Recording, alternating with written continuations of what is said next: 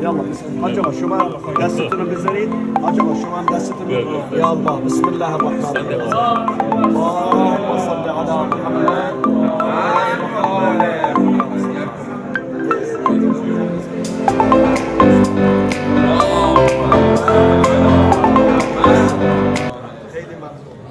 Thank you, Professor Zaidi, for inviting me here to be able to join these beautiful faces of Mu'mineen on this very auspicious occasion of the birthday and the wilada of the Master of all the ladies from the beginning of the creation to the end, Sayyida Fatima al-Zahra salawatullahi wa salamu alayha. Allahumma salli ala Muhammad wa ali Muhammad. Bismillah ar-Rahman ar-Rahim, alhamdulillahi rabbil alameen. والصلاة والسلام على أنبياء الله جميعا وعلى سيدهم وخاتمهم حبيب إله العالمين أبي القاسم المصطفى محمد. اللهم صل على محمد وآل محمد. السلام على رسول الله أمين الله على وحيه وعزائم أمره الخاتم لما سبق والفاتح لما استقبل والمهيمن على ذلك كله ورحمة الله وبركاته. السلام على صاحب السكينة، السلام على المدفون في المدينة، السلام على المنصور المؤيد، السلام على أبي القاسم المصطفى محمد. اللهم صل على محمد وعلى أهل بيته الطيبين الطاهرين المعصومين الذين أذهب الله عنهم الرجس وطهرهم تطهيرا. اللهم صل على محمد وعلى سيدتنا ومولاتنا وشفيعتنا يوم الحشر فاطمة الزهراء ابنة رسول الله وحبيبة رسول الله صلى الله عليه وآله وسلم. والسلام على سيدنا وإمامنا وقائدنا الحجة ابن الحسن المهدي المنتظر. اللهم صل على محمد روحنا له الفداء وعجل الله تعالى فرجه الشريف. أعوذ بالله من الشيطان الرجيم. بسم الله الرحمن الرحيم. في بيوت أذن الله أن ترفع ويذكر فيها اسمه يسبح له فيها بالغدو والآصال رجال لا تلهيهم تجارة ولا بيع عن ذكر الله وإقام الصلاة وإيتاء الزكاة يخافون يوما تتقلب فيه القلوب والأبصار. صدق الله العلي العظيم. اللهم صل على محمد وآل محمد. If you look throughout the history of mankind, not just the Islamic history, and you examine the lives of societies and families and people, you would find that the most beautiful, the most charming, the most stable house in the history of mankind was the house of Ali and Fatima al-Zahra alayhim as-salam. اللهم صل على محمد وآل. Without any exaggeration, that house, despite when it comes to materialism, it was below the average level, below. It was a house that had no furniture, very, very simple furniture. A house that was made of one room, built by the hand of the owner, Rasulullah sallallahu alayhi wa sallam, and Imam Ali alayhi salam. اللهم صل على محمد وآل محمد. Very simple, very humble, very small, but yet with powerful impact on the minds and the hearts of the humanity. A house that produces the best family, the best children, the best boys, the best girls. Imam Ali was a perfect paradigm of a responsible husband, of a caring father, of a committed man and a friend. Fatima Zehra alayhi salam was the perfect example of a loving, caring, beautiful mother and daughter and wife, loyal wife. When you look at their house, according to today's standards, it did not have something that makes people happy and excited. There were no extravagant furniture or decoration or expensive items inside the house. Very simple, but yet full of happiness, full of joy, full of content, satisfaction, inner satisfaction. Inner satisfaction, qana'a. Why? There is a secret. Because Ali and Fatima dedicated their entire life for the sake of God. Rida Allah subhanahu wa ta'ala. To satisfy God. They lived in this life, their entire life, and they had one thing in their mind. To satisfy God. Not to satisfy their own selves. When you put God first, God is going to put you first too. And God says in chapter 9 that you must build, if you want to lead a happy life, a stable life, where you are not bored, you are not dissatisfied, you are not unhappy, you are not depressed, you are not sad, then these are the recipes for a strong and healthy foundation, for a strong and healthy bunyan. Bunyan means it could be a family, it could be a business, it could be a mosque, it could be a community, it could be anything. أَفَمَنْ أَسَّسَ بُنْيَانَهُ عَلَى تَقْوَى مِنَ اللَّهِ وَرِضْوَانٍ. Two important foundations. Every individual, every family, every house, every business, every community has to have these two foundations. Number one, taqwa min Allah. Reverence.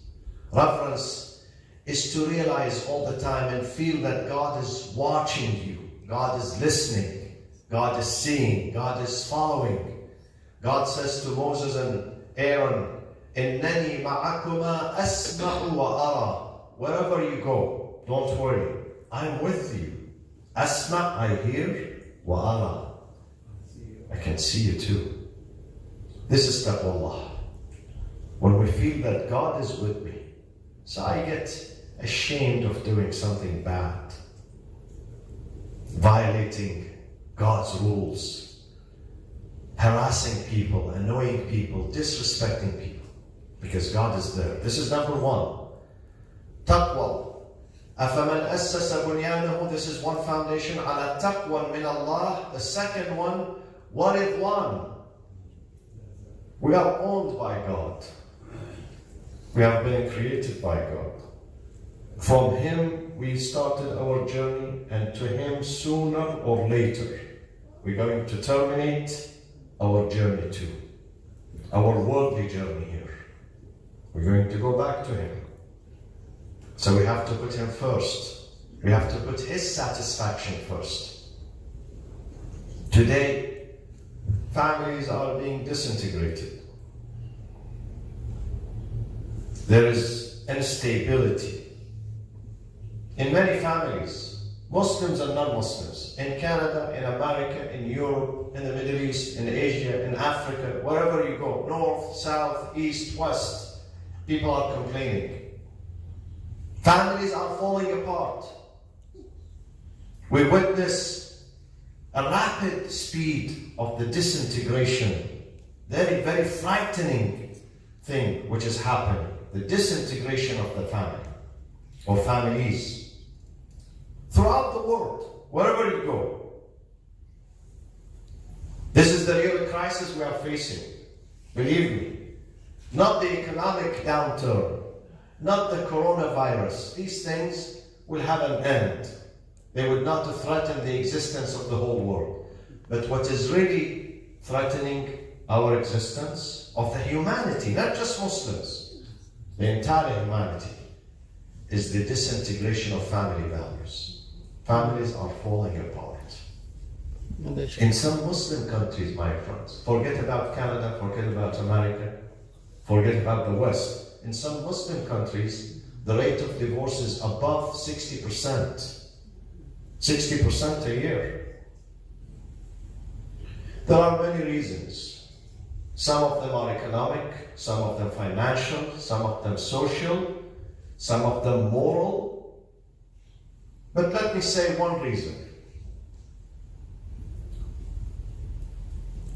One reason which plays a role in the disintegration of our families and our homes, and that is the excessive attachment of us to the dunya. Attachment to the dunya. We have ta'alluq. We are enchanted with the dunya. We are obsessed with the dunya. Dunya is occupying our thoughts, our concerns, our life, our engagements, our relationships. It's all about dunya. It's all about dunya.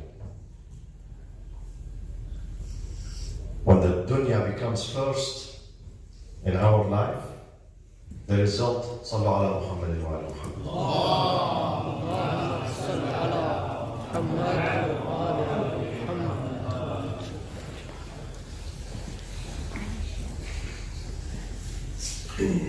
One of the beautiful du'as, very beautiful du'as. Allahumma la taj'al ad-dunya akbar hammina wa la mablagha ilmina. Oh God, do not make this dunya, this lower life, the pinnacle of my concern, my main concern, neither the culminating point of my knowledge. Don't make me obsessed with this dunya. Don't let me open my eyes in the morning and think about nothing but dunya and materials. And then at the end of the day when I go to bed again, my main concern is dunya. Don't. This is a big disease. One of the du'as which has been introduced by Ahlul Bayt, alayhim as-salatu was-salam. Allahumma salli ala Muhammad wa ali Muhammad. Imam Ali Zayn al-Abidin alayhi salam. Allahumma ij'al nafsi mutma'innatan biqadarik, radiyatan biqada'ik. Each sentence requires 1 hour at least of reflection and explanation. Each sentence. Allahumma ij'al nafsi mutma'innatan biqadarik, radiyatan biqada'ik, muli'atan bidhikrika wa du'a'ik. I get enchanted with the remembrance of God, with the relationship with God, with the friendship with God. Muli'atan bidhikrika wa du'a'ik, muhibbatan li safwati awliyaik. When your heart is with God, you're going to fall in love with the good people in the community. Even if they are not your relatives, even if they are not your family members, you get connected to them. Muhibbatan li safwati awliyaik, awliya Allah. You fall in love with them. Mahbubatan fi ardika wa sama'ik. Make me someone who is respected on earth and in heaven by angels, by anbiya. And then, this is a very important sentence. Mushtaqatan ila farhati liqa'ik. Looking forward to a meeting. An important meeting. And there is no escape from that meeting, my friends. There is no escape. There is no escape. We can't run away from that ultimate meeting. Which meeting? Mushtaqatan ila farhati liqa'ik. Meeting with Lord, standing before the Lord, going back to the Lord. Liqa Allah. Allahumma habbib ilayya liqa'ik wa ahbib liqa'i. Du'as of Imam Zayn al-Abidin, Salaamu Alaikum. In the nights of Ramadan. Ramadan is coming soon, within 2 months. Ramadan is going to land. Dua Abi Hamza al-Thamani. Allahumma habbib ilayya liqa'ik wa ahbib ilayka liqa'i. Make the meeting with you something excited for me. An excitement. I'm looking forward to it. Not that I'm running away from it. We look forward to it, but we have to be prepared. When you look forward to receive a guest, a friend, someone who's been missing for so many years, and now he calls you, he says, I'm coming tomorrow. You prepare yourself. Prepare yourself mentally, physically, socially. Prepare yourself. We have to prepare yourself for that final departure from here and for the grand meeting with Allah. Once we put the akhirah always right before our eyes, we're not going to fight at home. There will be no divorce, no disintegration, no conflict, no quarrels, no bad times, no disagreement. Most of our disagreements and our fightings are over the dunya. Dunya. I do marriage counseling, family counseling. And when I examine what is happening among the couples, I find out that it all trickles down to one point: fighting over materialism, dunya, money. That's it. Over dunya. They don't fight over the akhirah. All the fighting is about this lower life. When we keep the akhirah before our eyes, and we know that our journey is going to terminate, it's going to terminate. Sooner or later, we're going to leave. I always say to our friends that these buildings, these institutions stay, but we go. Another generation is going to fill this room. We're not here forever. So it's better not to get attached. We live through this life, we use it, and we must use it. Without using it, we cannot make it to the next one. But we must not get attached to this life. We must teach ourselves day and night. I'm a guest here. Prophet Muhammad sallallahu alayhi wa sallam. Allahumma salli ala Muhammad wa ali Muhammad. Says, من في الدنيا ضيف وما في يده عارية والضيف مرتحل والعارية مؤدات. Every single individual in this life is a guest. Everything we have, we own everything from the smallest to the largest to the biggest is عارية, is a loan. Loan, it's a lease. Even if your house is paid off, still does not belong to you. You are there for a number of years. Amir al-Mu'mineen alayhi salatu wassalam says, إِنَّمَا أَنْتَ عَدَدُ أَيَّامٍ. You are in this life for a number of days. He never said number of years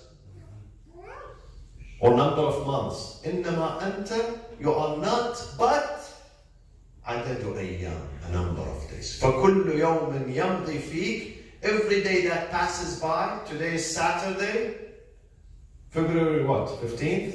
Yes. Huh? Yeah. That's it. It's over. 2020. It's over. فَكُلُّ يَوْمٍ يَمْضِي فِيكَ يَمْضِي بِبَعْضِكَ. Every day passes by is going to dismantle some part of you. So some part of me is being dismantled. This is a reality. مَنْ فِي الدُّنْيَا ضَيْفٌ وَمَا فِي يَدِهِ عَارِيَةٌ. Everything we own is a lease. وَالضَّيْفُ مُرْتَحِلٌ. Every guest, when he checks in, he has to check out too. وَالْعَارِيَةُ مُؤَدَّاتٌ. The lease has to be returned. You lease a car for 3 years. At the end, you have to take it back to the dealer. It's not yours. In some countries, they lease you the land for 199 years. After the 99 years ends, You have to give them the land back. This is the reality of our life. We are here not to stay. We are here to pass. But people forget. People forget. I was speaking to someone a few years ago who came to this country 40 years ago. To this country, I mean America. Sometimes I get confused, you know. So forgive me if I call Canada America. It's a big sin. Canada is very beautiful, alhamdulillah. Be thankful to Allah. Be thankful to Allah. There is much harmony here and respect in this land, alhamdulillah. Ask Allah to keep it the way it is, inshallah. So this man came to America 40 years ago, but he still doesn't have a job. I said to him, man, some people come here for 5 years, they get the best job, they buy homes, you know. He said, yes, Maulana, you are right. I said, then why? He said, because the day my family sent me to America, I had just finished high school. I was 18 years old. They sent me here to study, to go to school, to get a college degree. So I came here. I was living in a village back in the Middle East. There are no, glamorous life, no nightclubs, no nightlife, no restaurants, no, dancing, no music, no drinking. All of a sudden, I landed in Los Angeles. There is everything. There is Hollywood next door, nightclubs. So I started going to nightclubs. When I go to nightclubs, I come back home at 4 a.m., 5 a.m. I don't go to school. I skip the school. I don't wake up in the morning. And there was no one to tell me, hey, you are here to study. No one was there to remind me. I was alone. So I forgot why my family sent me to America. I thought they sent me to go to the nightclubs, to have fun. I forgot that I'm here for a mission, to study. I'm here for 5 years to study and then go back, serve my country. I forgot. This is why after 40 years I don't have a decent job. Because I don't have a college degree. I said, subhanallah, we do the same. God sent us to this life for a mission, to accomplish something. We arrive here, we forget why we are here. We fall in love with this life. We forget about the akhirah, that we must go back to the akhirah. This is not our abode. We are not meant to stay here. We are here to pass, to accomplish something, and then go and meet the Lord. He's waiting for us there. Inna lillah wa inna ilayhi raji'un. We forget about the return. The return ticket, we forget about it. We get attached to this dunya. Allahumma la taj'al ad-dunya akbar hammina. The best dua. Do not make this dunya the pinnacle, the ultimate of my dream and my concern. This is terrible. Wake me up. Tell me every day that you have a return ticket. Remember, you have a return ticket. And the booking, the okay, the confirmation could be any minute, any day. How many of you do not know Kobe Bryant? No one, alhamdulillah. We all know him. You know, Kobe Bryant, a month ago, he took off from an airport which is only 30 feet from my mosque. The mosque is here, the airport. We are at the back of the airport, the runway. We hear always the rumbling of the aircrafts when they take off, when they touch down. You hear the rumbling for the last 20 years, alhamdulillah. He took off from the airport, and I see the heliport. Well, the helicopters, they park. I see them. Sometimes they fly over our walls. And he does this trip regularly, safe, enjoyable. And that day he went to the church at 7 a.m. I've been to that church, Catholic church, Newport Beach. They invited me one time to speak. Beautiful church. So he went there to pray. And then he took off, 9 a.m. with his daughter, with his friends. Did he know? Did it ever cross his mind cross his mind that he's going to go, he's not going to come back? Never. We don't know what will happen. We don't know when we leave this room what will happen. Tomorrow, Sunday, what will happen. On Monday, whether I'm going to go to work or not. وما تدري نفس ماذا تكسب غدا وما تدري نفس بأي أرض تموت. We have to be prepared. It's a reality. Imam Ali alayhi salatu wassalam اللهم صل على محمد وآل محمد would always advise his children, Hassan and Hussein alayhim assalam. He would tell them, بني أكثر من ذكر الموت. أكثر. Always frequently remember death. Not to make your life miserable or difficult or depressing. No, this is not the point. The point is to know that you are not here to stay. So you have to work harder and harder and harder. You have to produce for tomorrow. اليوم عمل ولا حساب. Today is an opportunity for us to produce, to work. وغدا, but tomorrow, حساب ولا عمل. Tomorrow you cannot offset. You cannot say to God, oh God, send me back here. One more week, one more month. God says in the Quran, some of them, when the angel of death arrives into their homes, they say to God, قال رب ارجعون رب ارجعون لعلي أعمل صالحا فيما تركت. I know I missed many things, so give me one more chance. Postpone my death, one more week, one more month. The answer comes from God, كلا, nay, كلا إنها كلمة هو قائلها ومن ورائهم برزخ إلى يوم يبعثون. No, this is wishful thinking of him. There's a barzakh right ahead of him. Barzakh is what separates between this life, the separation between this life and the paradise or the hellfire. This is barzakh. He has a barzakh ahead of him. There is no return. There is no return. We have given him 60 years, 70 years, 90 years. We have given him enough time. So my friends, the reason why we have conflict in our life, because we don't remember the akhirah. But if we remember the akhirah, we are not going to hurt any person, believe me. We are going to be the most harmless people in the community. Neither you hurt your wife, nor the wife hurts her husband, neither your neighbor, nor your partner, nor people in the community. Amir al-Mu'mineen alayhi salatu wassalam. اللهم صل على محمد وآل محمد. In Nahj al-Balagha, in Khutbat al-Muttaqeen, the description of the pious and the righteous, he says, قُلُوبُهُمْ مَحْزُونًا.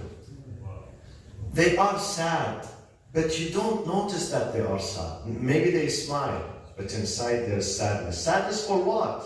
Not for themselves. For what is happening in this dunya. For the people who are deprived, for the people who are hungry, for the people who are homeless, and most importantly, for the people who are misguided. Sometimes there is a poor person who doesn't have food to eat. You may give him some food, he can survive. But sometimes someone has food and a drink and home and family and job and money and health, but he doesn't have guidance. God says those who do not have guidance are like cattle, animals. Animals. He's missing the guidance. He's not on the straight path. So you feel sorry for them. You really feel sorry. قُلُوبُهُمْ مَحْزُونًا. They feel sad when they look at injustice taking place. Sometimes the injustice, a quarrel between two friends. Sometimes injustice, a tyrant who's murdering his people. A country that is bombing another country, destroying another country. This is a larger scale of injustice.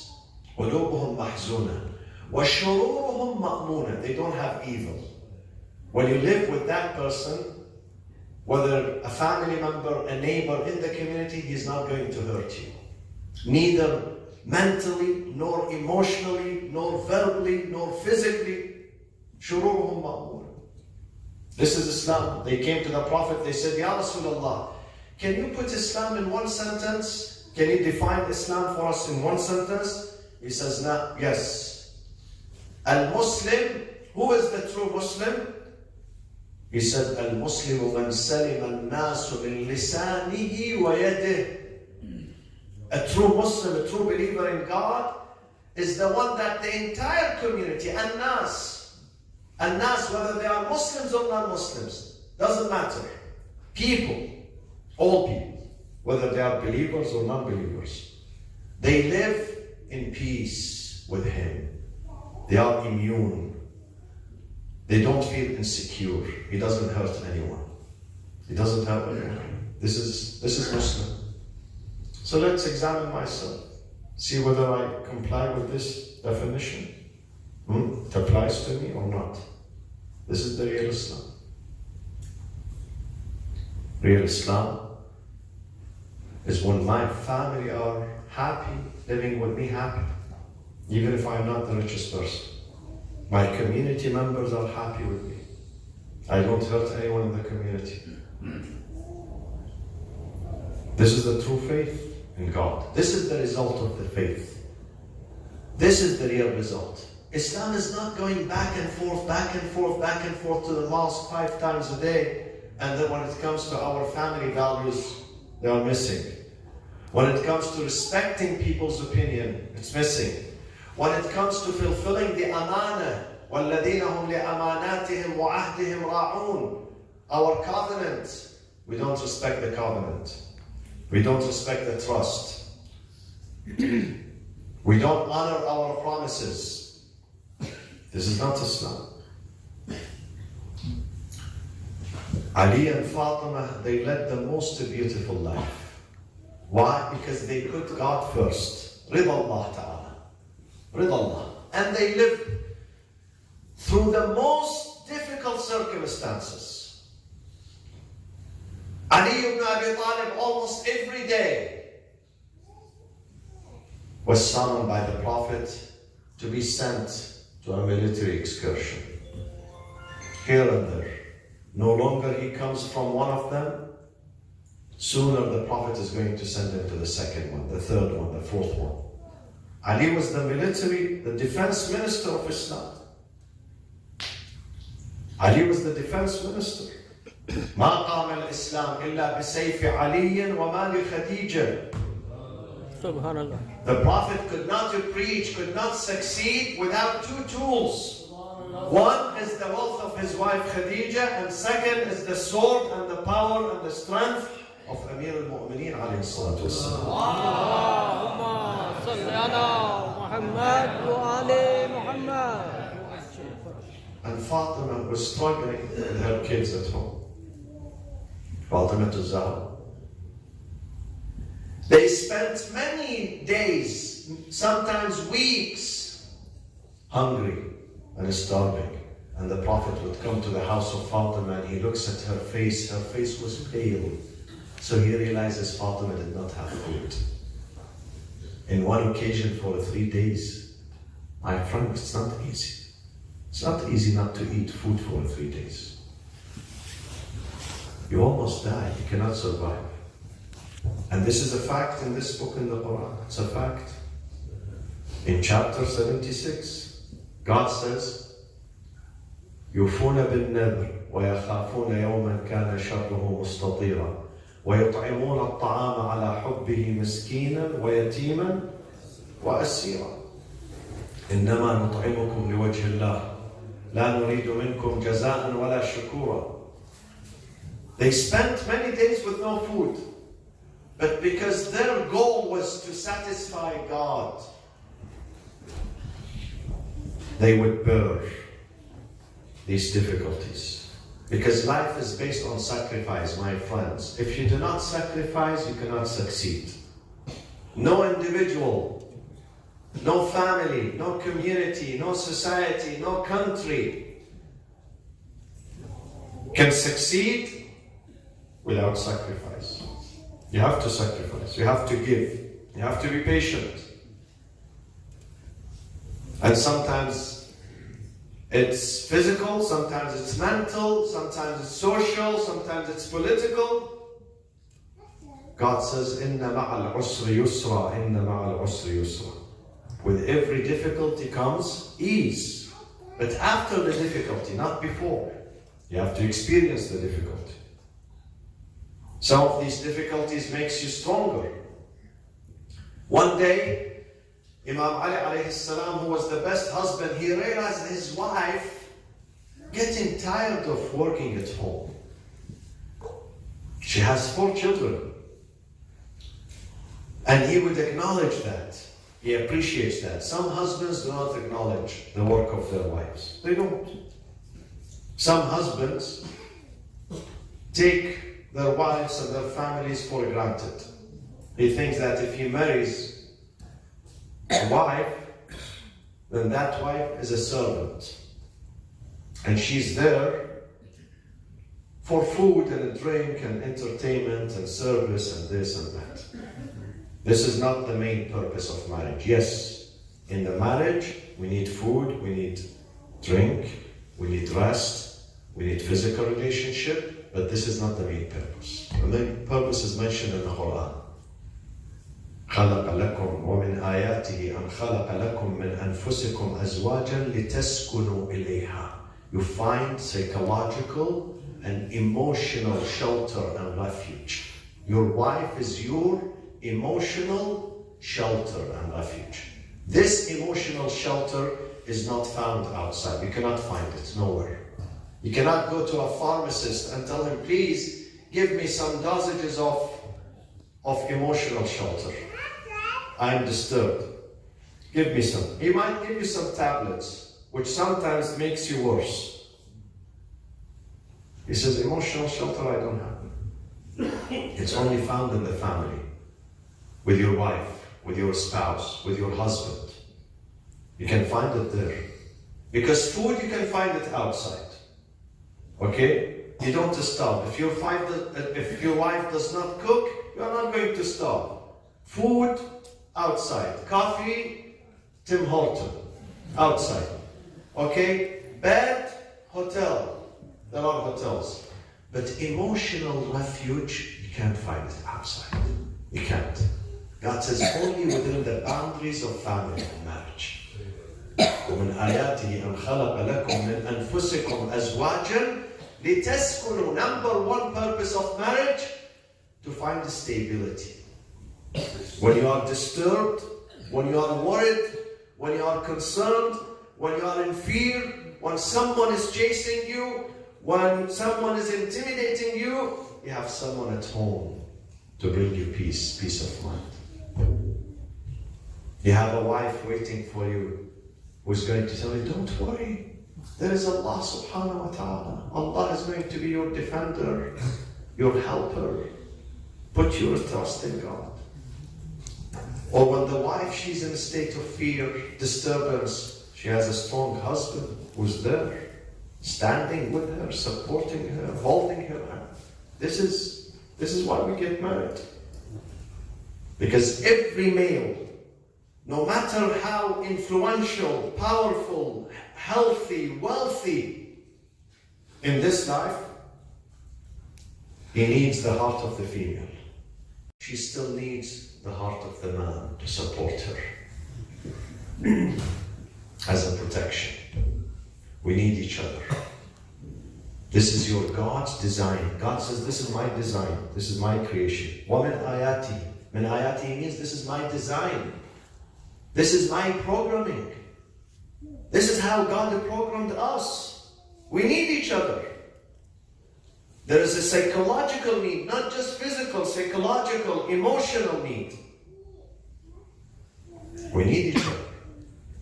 We need to support each other. If you ask me today, Syed, what is your definition of marriage? I would tell you the institution of marriage is based on one sentence.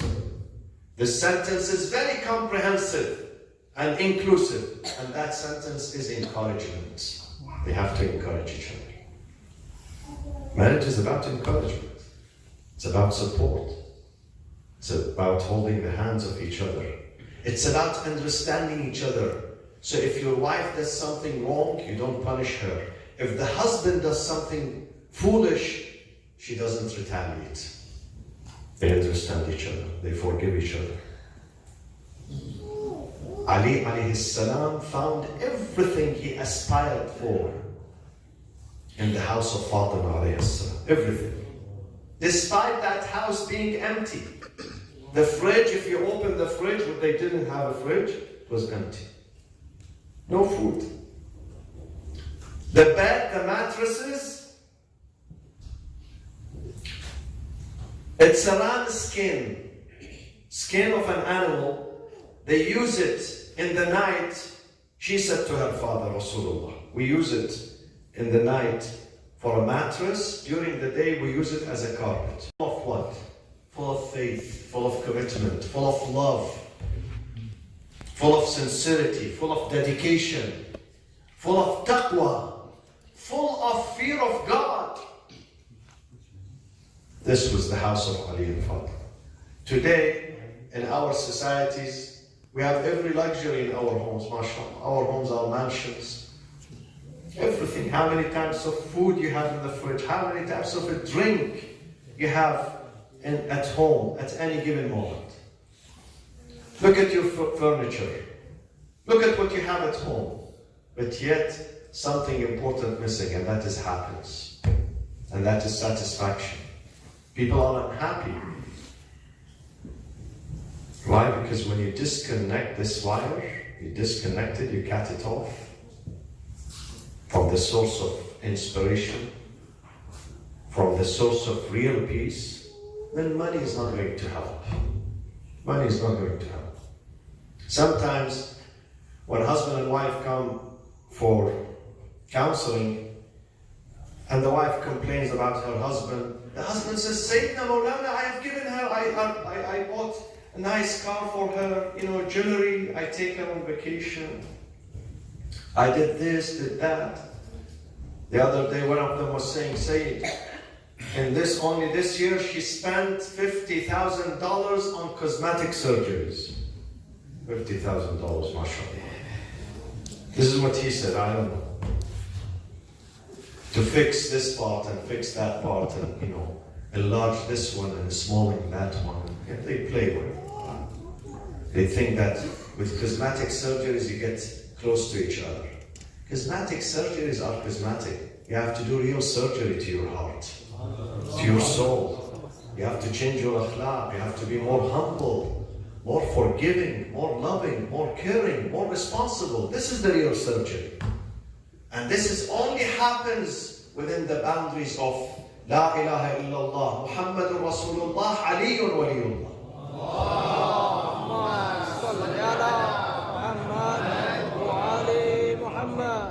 So they come, he says, I purchased this for her, I have given I tell him, Habibi, there is a need. We have two things in this life. Some of them are material, some of them are spiritual. The material cannot, if the spiritual thing is missing, the material is not going to be a substitute. It's not going to be a substitute. You need another spiritual element to fill the gap. The material is not going to fill the gap. It's not. No matter how much money you spend. Doesn't matter. You need a spiritual element. When respect is missing, money is not going to help there. Even if you spend a fortune, millions of dollars on that marriage, it's not going to help. The essence of marriage is not money. This is what we learn from Ali ibn Abi Talib and Fatima Zehra alayhi salam.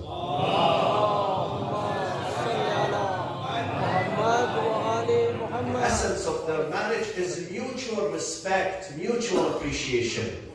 Ali says a sentence, amazing sentence about Fatima alayhi salam. He says, Fatima, when she was my wife, I never heard Fatima complaining, not even one single time, one single day. She never complained. And you know how many things Fatima missed?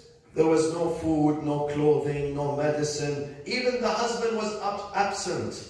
Imam Ali was absent from the family. He was always in the battlefield. She was a single mother taking care of 4 kids. Her father, Rasulullah, her husband, Imam Ali, were always in the battlefield, defending their community, their society. You know, when Ali comes back home, you know, he's filled with wounds and injuries from head to toe. He has to recover a few days for his wounds to heal so he can go back again. This was his life. It wasn't easy. But Fatima never complained. Because Fatima loved Ali. Not because Ali is her husband only. Because Ali is the father of her children, Hassan and Hussein and Zainab and Kulthum. Because Ali is the brother to her father, Rasulullah sallallahu alayhi wa sallam. Because Ali is the best companion, the best friend, the best defender, the best servant of his community, the best servant of Islam. This is why she admired him. Fatima was not selfish. Today, if you ask girls, what sort of husband you're looking for? She says, I want him to be tall, handsome, this, that, he has lots of money. She thinks about herself only. Never, she says, I want him to be a good father. Tomorrow we're going to have kids. I want him to be a committed father, responsible father.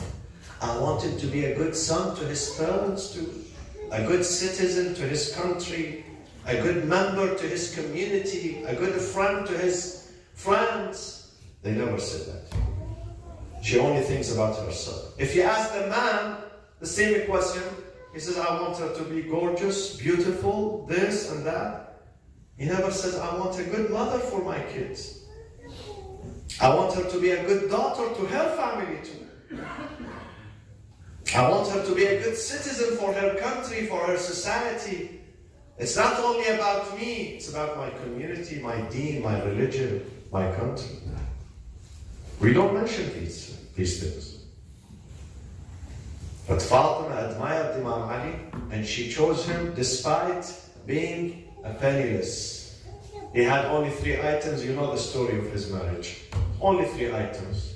Sword, skin water container that he does the irrigation with it, and the shield dirk, armor.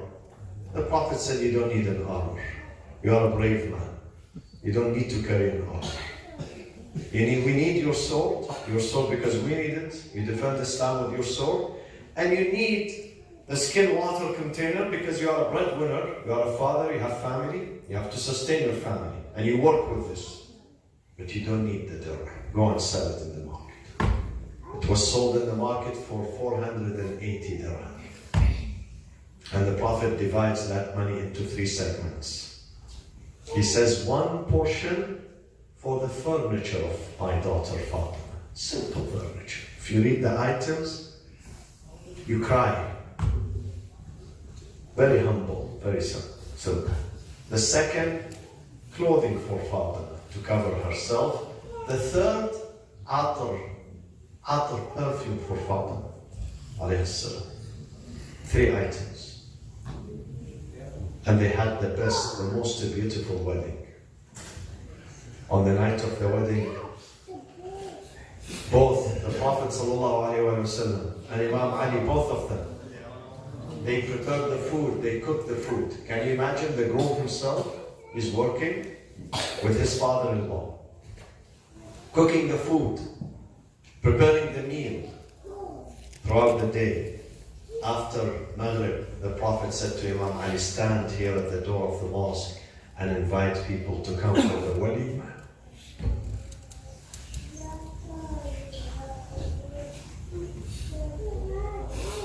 Imam Ali stood, said, أيها الناس هلموا إلى وليمة فاطمة بنت رسول الله صلى الله عليه وسلم. اللهم صل على محمد وآل محمد. This was the invitation. Very simple. Nowadays, we think about the wedding 2 years before. 2 years before the wedding, we think about, the hotel and the guests and the types of food on the table, the flowers that they put them, and the wedding gown. 2 years before. Believe me, some people, they plan 2 years ahead. But they don't think about the marriage itself. They don't speak about the marriage, about their responsibilities. They don't speak. How to raise the children, how to commit myself, how to help my wife. They never mention these things. They speak about the wedding. The wedding for them is important. This is why marriages are falling apart. Because wedding is important for us, not the marriage. Whereas Ali and Fatima, their marriage was important. Wedding is not. Wedding is simple. And the more simple your wedding is, the more barakah it has. And the more simple the dowry is, the mahr, the more blessings and barakah it has. But we don't realize. Why? Because we are attached to the dunya, always dunya. اللهم صل على فاطمة وأبيها وبعلها وبنيها عدد ما أحاط به علمك. الصلاة والسلام عليك يا سيدتي ويا مولاتي يا فاطمة الزهراء. When Jibreel, earlier you heard Hadith al-Kisab, read by this wonderful man.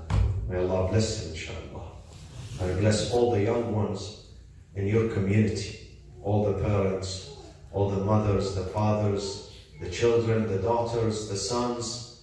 May Allah protect your community, inshallah. And strengthen your faith and your wilayah of Ahlul Bayt alayhim salatu wassalam. Because let me tell you with full honesty, 3 things integrate each other. One of them does not work. One of them do not work. You need these 3 things. You put them together, your faith is complete. If one of them is missing, your faith is going to collapse. One is La ilaha illallah, kalimatul tawheed, the most important pillar. But La ilaha illallah does not work if you don't say Muhammadan Rasulullah.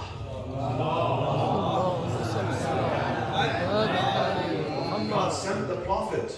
Who introduced me to God? Prophet Muhammad sallallahu alaihi wasallam. The book that he brought from God, his struggle, his sacrifice, 23 years. And then the Risala does not complete.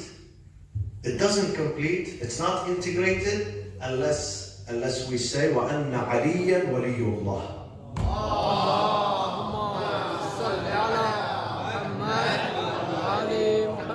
Because Quran says some people believed in the Prophet, but after his death, they made a U-turn.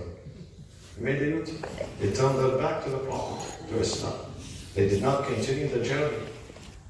So they integrate each other. So always ask Allah to make your heart firm, tathbeet, firm, inshallah, on the Tawheed, the Risala, the Nubuwwah, and the Wilayah of Ahlul Bayt alayhim salam. So Jibreel, when he asks Allah, Ilahi wa man tahta al-kisab? Of course Jibreel knows, but this is for us to know. Allah begins with what? Allah says to him, Ya Jibreel, home begins with Fatima, subhanallah. He doesn't say Prophet Muhammad first. He says, hum Fatimatu wa abuha wa ba'luha wa banuha. Allahumma salli ala Muhammad wa ali Fatima is the centerpiece. Fatima is the centerpiece.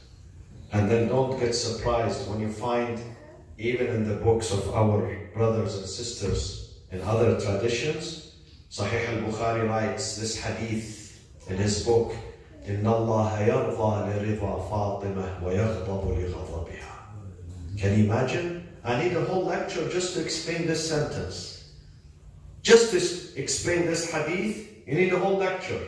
God is satisfied for the satisfaction of this lady. And God is angry for her anger. God says, Fatima is my representative here on earth. Fatima is my representative. Fatima is my reflection. See, other religions, if you go to a Hindu temple, if you go to a Buddhist temple, you can see the statue of their lords. You can see it there. Or you can see the picture. Either a statue or even in the Catholic Church. They have a statue of Jesus, a statue of Mary. They have the picture of Jesus. They say this is Lord Jesus. Same thing in the Hindu. Same thing in the Buddhist. We don't have a picture of God. Do you have a picture of God? Do you have a statue of God? God says, I don't have a picture. God is not a physical being. قل هو الله أحد الله الصمد لم يلد ولم يولد ولم يكن له. He does not have similarity. Kufuwan means similarity, no match. So he doesn't have a picture. Then how do we reach to God? How do we see Him? How do we see God? Not physically. How do we see God? When we see Ali ibn Abi Talib and Fatima al-Zehra and Muhammad and Mustafa and Imam Hassan and Imam Hussain alayhim as-salam.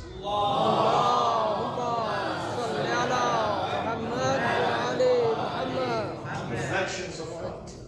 Those are reflections of God. So when you follow their path, you are following God. When you obey them, you obey God. When you disobey them, disrespecting them, you are disrespecting God.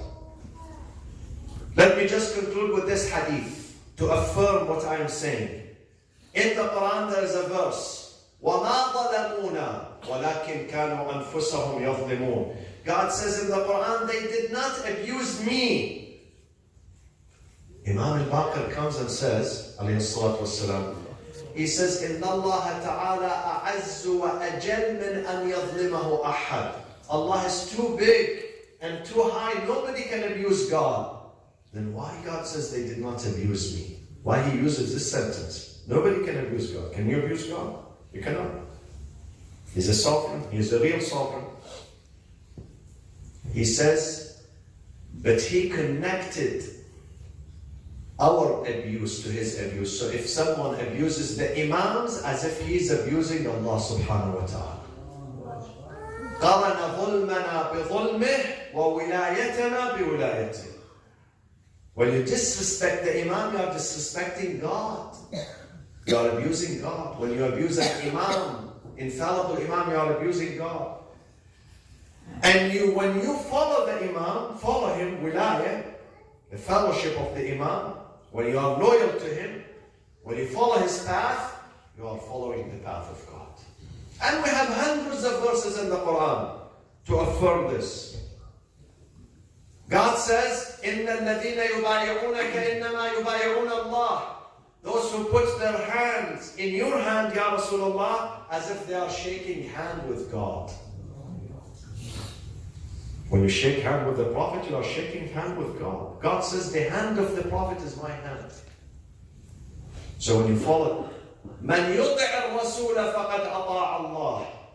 If you follow the Prophet, obey the Prophet, you are obeying God.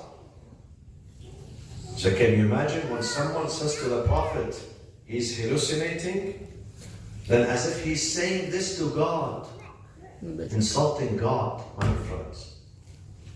This is how we understand the Quran. Thank you so much. May Allah bless you, inshallah. Allahumma aghfir lil mu'mineen wal mu'minat wal muslimeen wal muslimat al ahya'i minhum wal amwat. Tabi' Allahumma baynana wa baynahum bil khairat. Inshallah, tomorrow we're going to be here again at 5:45 for the Maghribain prayers and Hadith al-Kisa. And my last introduction, inshallah, at your service. I am so happy, so honored, so refreshed to come here and see some of the faces. I know them from many years ago.